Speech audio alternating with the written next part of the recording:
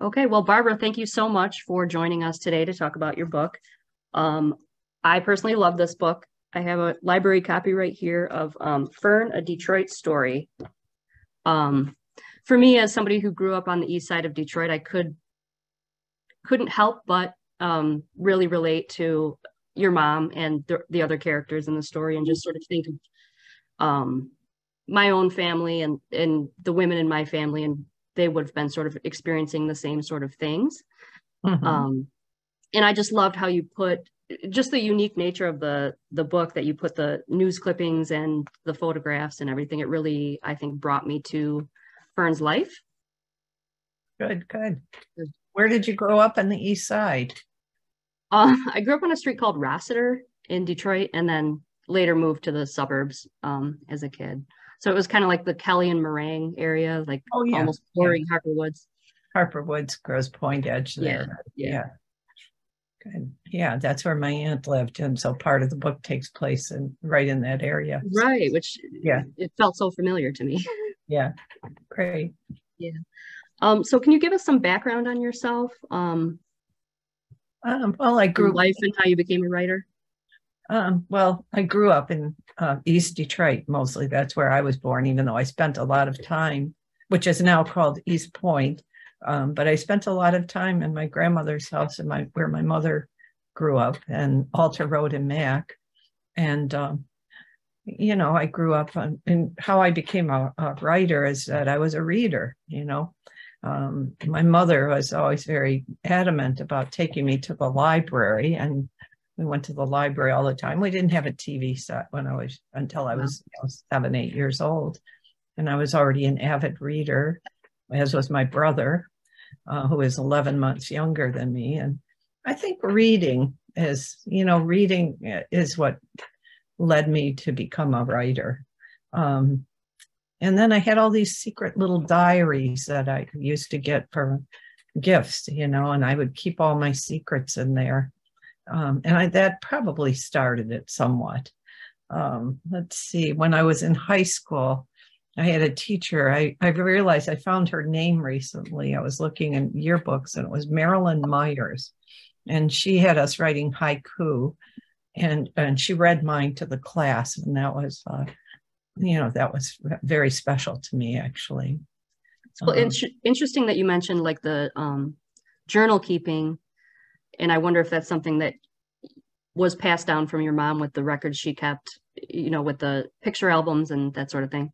Yeah, I don't know if she kept journals. I never saw any of those. She did do family history. She kept a lot of family history, which I kept up with later on. But she was a documenter with the visuals, but I didn't notice her writing or reading a lot. She was busy and she was ill when I was a child. So yeah, but she had these albums, which I can show somebody later. But yeah, and when I was a young adult, I was I read deeply until I got into high school, and then I sort of stopped because I became interested in boys, and That'll do it. Yeah, and that there was a hesitation for a couple of years there, but then I reemerged and found myself again when I was about 19 years old, and started instantly writing poetry as a way of understanding my life. Yeah. So not trained. I wasn't trained. It just came from reading. Yeah, that's cool. So do you have a certain process for writing? Well, for many years, after I really became a writer, I kept daily journals, and I would work with those journals and do experiments on them. For example, I used to keep these Japanese folding books. They fold out and write every day. This is one time, every day, like an experiment. I'd write something that was going on, and I'd skip a page. Then I'd write the next one, then I skip a page. And then when I got all the way around, I'd pick some words from that page and put them on the top of the next page and write about the day, but using those words. And then when I finished the whole thing, I take out passages and make poems, or, or longer journals became novels. And but different experiments on them, Yeah. So that's what I did for a long time. I'm not doing that anymore. And I didn't do it always, but a lot. And I've taught my students as a way to be a writer is to always be writing and thinking about your life and, inventing things and keeping notebooks. But with Fern, I was more intentional, it was a project that started with there were these albums, which I'll show you them. And I don't know if this is going to interrupt the thing to do this, but here, for example, I'm screen sharing, stop share. These albums my mother kept all the way. These are all the albums all through her life. Wow. From until she died in 1960. And I added a couple, my dad added one, and then I added some, but she used to show them to us all the time when I was young. And I would pour through them. People would say, "You look like your mother." And I'd see this little, Buster Brown haircut, and I had my Buster Brown haircut.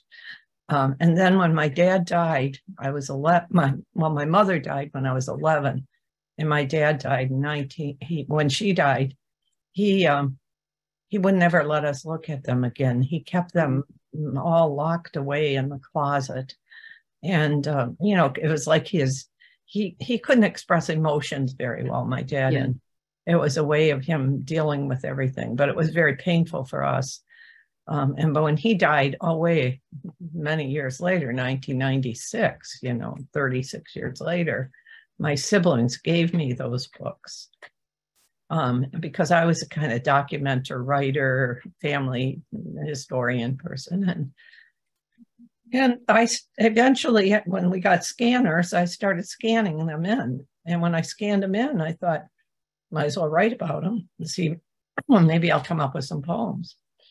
And anyhow, that's how anything I'm doing in my life, I'm writing about, because I'm a writer. And so I'm writing about these books, but I think it's going to be a group of poems, and it gets long. It starts developing as a project, and I start writing more about her life, and I find this photo of the paper boys outside her house, which I can show you just briefly. So it was kind of a gradual transition from focusing on poetry to then becoming what it eventually became. Yeah, I like to see this photograph here of the Times paper boys. I love that photograph. Yeah. It's so clear, and it's right outside her house. And so I became interested in the Times, and I thought, well, that they kept their papers there. I should go look and see if I can look through that newspaper and find anything interesting. Of course, it's not in print. It's not on newspapers.com. I think it might be now, but it wasn't then. So I ended up in the main library in Detroit, flying in and staying at Wayne State, and then staying with my sister in Kalamazoo and going to Lansing and using your guys' stuff there. And eventually I found a pattern of how I was going to pull info out of those newspapers. And that was to look at, to look on days that were important of her life. And I would look for things that related to women and families, which could be big political things and whatever, anything that would affect them. And then I got those, and I had a big collage. Then, I didn't have all those stories yet. And a friend of mine was like, I thought maybe that's what it would be, a big collage. Yeah, that's a really interesting way to sort of think about somebody's life. Like, what headlines would they have read on this significant day in their life, sort of thing. I love that about the book. Yeah, also it's like how an event would affect them. So when I came to write the stories about her life, and I decided that was a direction to go in, I only knew some things. I had what she told me as a child, what my aunt had told me, what my cousins remembered. and what I could tell from looking at photos, right? And but then I had these, well, what must it have been like to live with that? And so that helped me invent the stories about her life, Yeah, I loved it. It was so original. Yeah. How would you define Fern? It's kind of hard, it doesn't fit cleanly, I wouldn't say, into any certain genre, because it's sort of like part biography, part historical nonfiction, part fictionalized. Yeah, it's a real hybrid of genres, right? It's it's a biography of her life, but then I'm born and I have my memory, so it can't just be a biography. It's got to be a memoir also, right? And then I don't know so much to be able to do it, so I have to invent it. So that makes it a part novel, right? And then it's a hybrid form of of these photographs, clippings. It's visual, and it's it has all these different parts that tell that novelized story. And it's creative nonfiction. That would be the big broad term for it, I think they use now.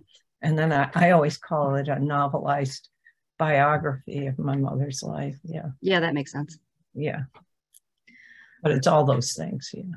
Yeah.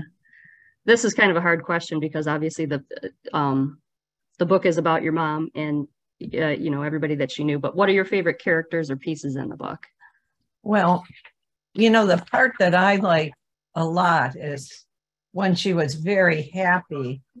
And that's when, hold on, when she was going to the Vanity Ballroom in Detroit and dancing, and that I love that part. Yeah. I love all the parts of it. I loved writing it. And I also like something that's more technical, but isn't experienced as technical, I don't think, by people, but that I change the point of view often in the book. So it starts in the third person, the story, but I come into it and say I'm writing it. I have these little things where I appear in the book, commenting on the process.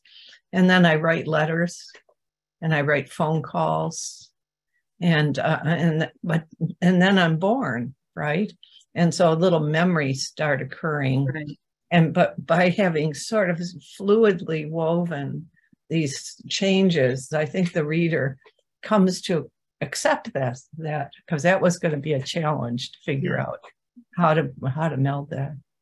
But I like all of the parts, and I like the way with her life that even though she was dying near the end and sick, that she could keep that joyful kind of flamboyant part of her. Yeah, it was hard not to fall in love with the character and get invested in her story, even though we know she's going to pass away young.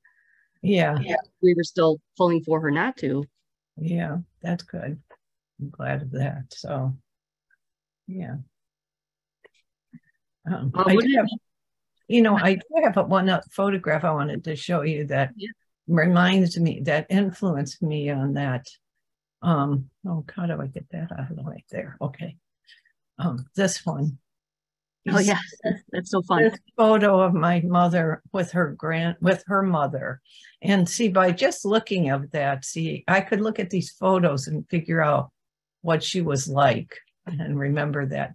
Imagine her dancing at the Vanity Ballroom, Some of these photos look professionally styled. I know they're not, but. No, yeah. So, okay. All right. Cool. What did it mean to have your book selected as a Michigan Notable? Oh, that was great. This book is about my mother. It's about me too, because I'm beginning my life with that grief. But it was just really great to know that it would be known better, and especially in an area where other people lived and had history and stuff. Yeah, but all over. It was very special to me to be selected for that. Cool. Yeah. Why do you think people should read your book? Well, I think it's of interest for a number of reasons, right? I mean, it's of interest because it's a history of the times, right? Yeah. And it's a history of Detroit in particular, although we moved to Macomb County and it goes into Macomb County also, you know. And she was up north. She travels up north in Michigan and through the Upper Peninsula into Minnesota when she's young.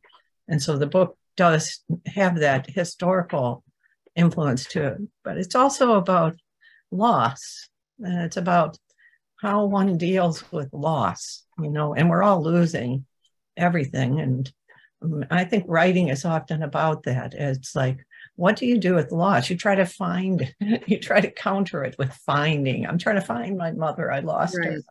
And I'm doing it through writing and through research and through things. And that can be quite satisfying because it helps you come to terms with your own loss. And a reader is the same way. Why, as a kid, was I such a reader? Why did I pick the writers that I picked as a child to read? Because it gave me an understanding of what was going on in my life, you know? Yeah.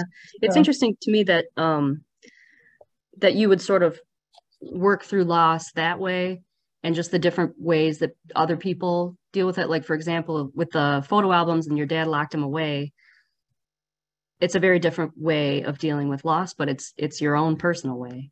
Yeah, and the fact that he did that and he was like that made it very hard for the children, you know. Mm-hmm.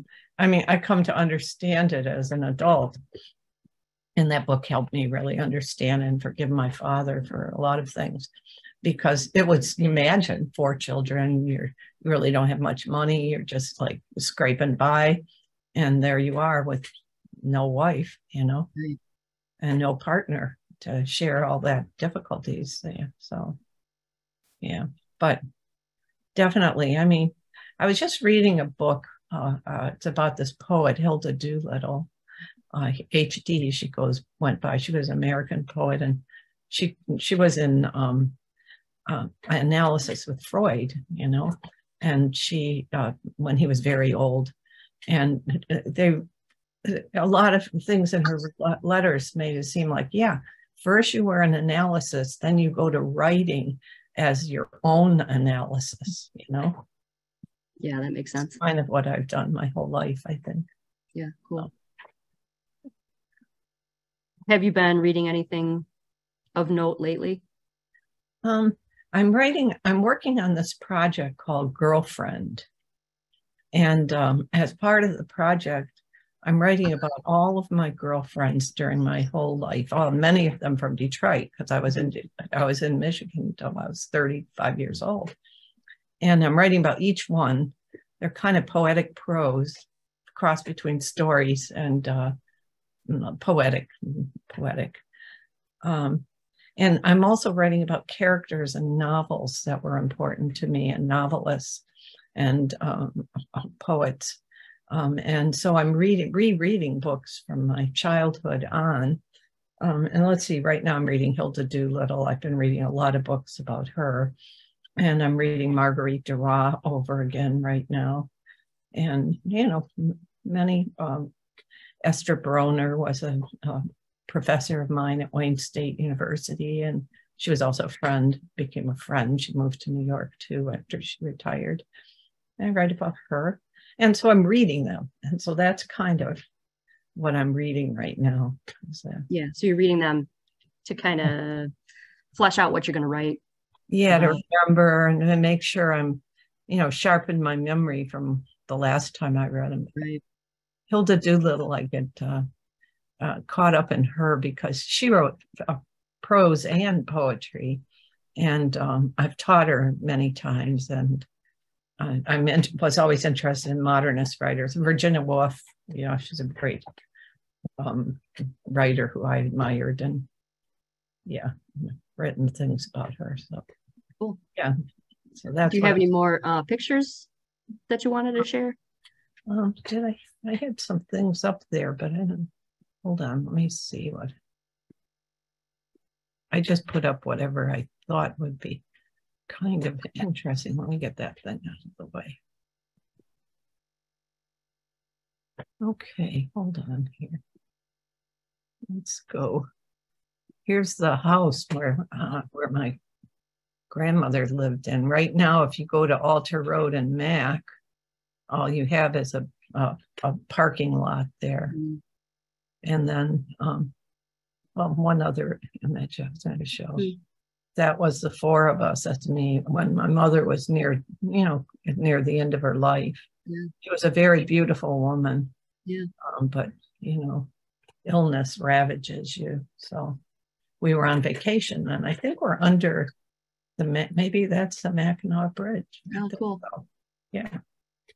Yeah, so that's all. Do you have any other questions? No, I think that's about it. It was really nice talking to you. I have one thing I thought of that I wanted that might be interesting. Sure. Actually, when you're talking about the idea for the book, just a comment about, I thought of 3 books that might have influenced my choice, even though I wasn't thinking of them. That would be Marguerite Duras' The Lover, which combines memoir and novel together. Do you know what I mean? Mm-hmm. And then Michael Ondaatje's Coming Through Slaughter. That's his book about a jazz musician, and he starts with a photograph, and then the whole story is kind of like interviews and following his process of coming to it. And James Agee and Walker Evans, this is a very old book. I don't know if you know any of these. Let Us Now Praise Famous Men, 3 Tenant Families. In a way, that book is Walker Evans' photographs mixed with James Agee's stories and the stories of the people. I don't know. Those were the 3. I thought that might be interesting. Yeah, that makes sense. Yeah. But thanks for inviting me. Yeah, no, it was a pleasure to talk to you. Thank you so much for your time and for agreeing to the interview. And we're excited to read what you've got next. Okay, great. Have a good afternoon. All right, you too.